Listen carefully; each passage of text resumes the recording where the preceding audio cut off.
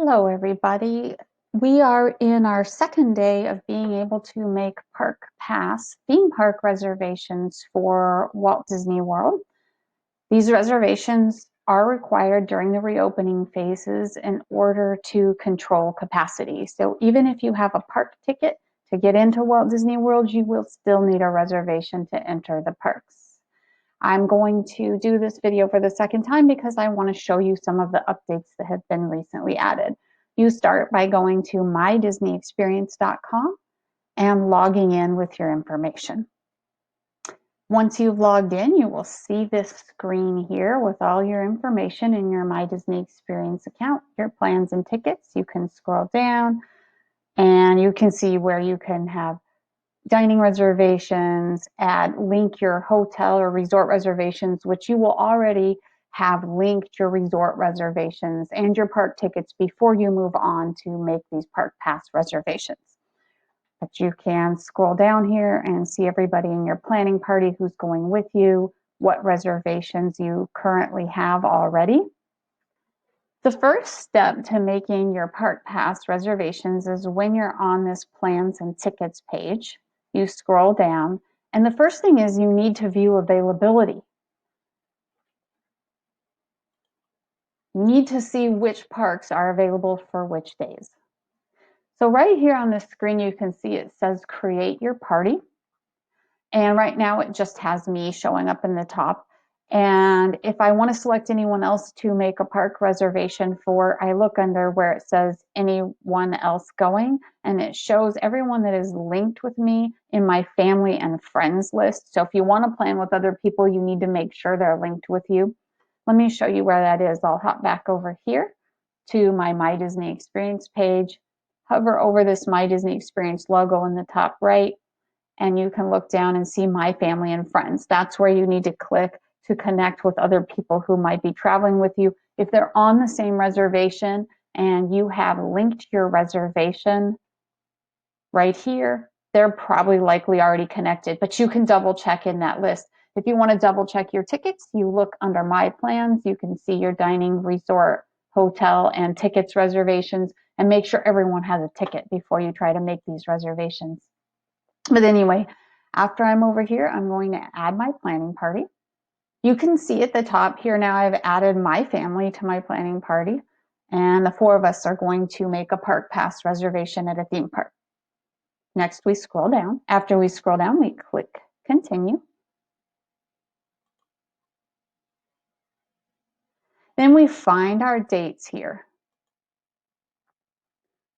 Now, when you click on the dates, it will show you which parks are available to make Park Pass reservations. Only Magic Kingdom and Animal Kingdom are showing up on July 11th because those are the only parks that are open right now. On July 15th, all four of them will be open, so they all four show up. So let's say I want a reservation on July 15th. I think I want to go to Epcot. It's going to come up with this error for me. It says there are no more Disney Park Pass available for the selected date and park. Please go back and select a different date, park, or change your party.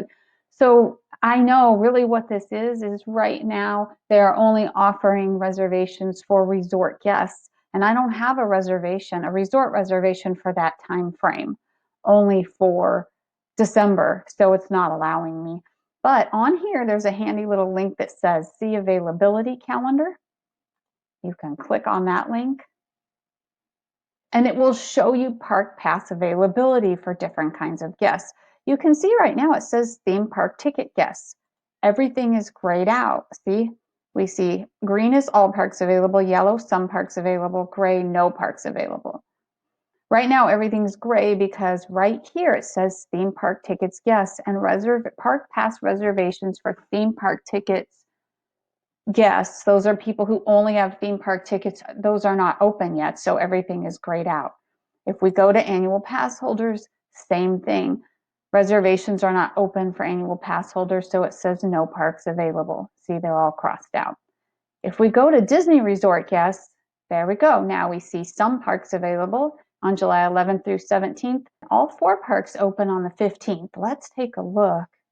So right now on July 15th, Disney's Hollywood Studios has no availability. It is open on the 15th. That's the first day it opens.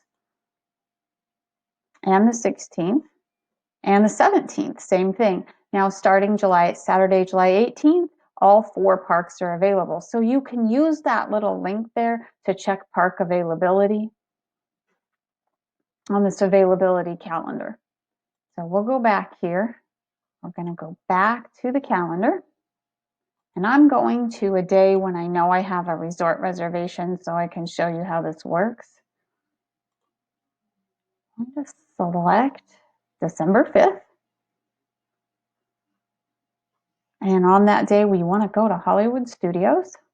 After we've selected the park, we come to this window that shows Disney's Hollywood Studios. And it asks us to select an arrival window. It says we can show up at any time during this time frame to enter the park. These are the park hours. You can come and go in that single park during those park hours as you please. It's not really a time frame, and those park hours may change. So we're going to select those park hours. And then we see the review and confirm page. It says Disney's Hollywood Studios, valid on December 5th, arrive between 10 a.m. and 8 p.m. and our planning party. This is the important part. You have to read and agree to these terms and conditions. You can click on here and you see that this is the COVID liability waiver. This talks all about that they're not liable for anything. We know you all have to sign off on these liability waivers when you complete a lot of things. But if you really want to know what this is about and what your rights are, read through these liability waivers. And after I read it, it has automatically checked it for me, but you have to check that box before you go to confirm. And you confirm your reservation. It says, congratulations, your Disney Park Pass is confirmed. It tells you which park, who's going, and a little bit about when you arrive. You can click on Make Another Park Pass, and it will start the process over again. And you can go through and make another Park Pass for another day, or you can click View My Plans, and it takes you back to the home page of your My Disney Experience account. And here you can see all your tickets and plans. You can scroll down again, see who you're planning with, and we look, and there it is. There's our Park Pass reservation for Disney's Hollywood Studios. I'm going to show you now how you can cancel a Park Pass reservation if you have one that you don't want and you've changed your mind and you want to use it for a different park. You can see here I have one here for Magic Kingdom, here for Hollywood Studios, and here for Epcot. So let's see. Let's look at Saturday, December 5th and look at Hollywood Studios. When you go into the details, you can see that it says arrive between. That's actually the park hours currently, and the date it's valid and the people it's valid for. It tells you a little bit of information about the park and what to do when you arrive and what to expect. And there's a button that says cancel this park pass. So we're going to click on this.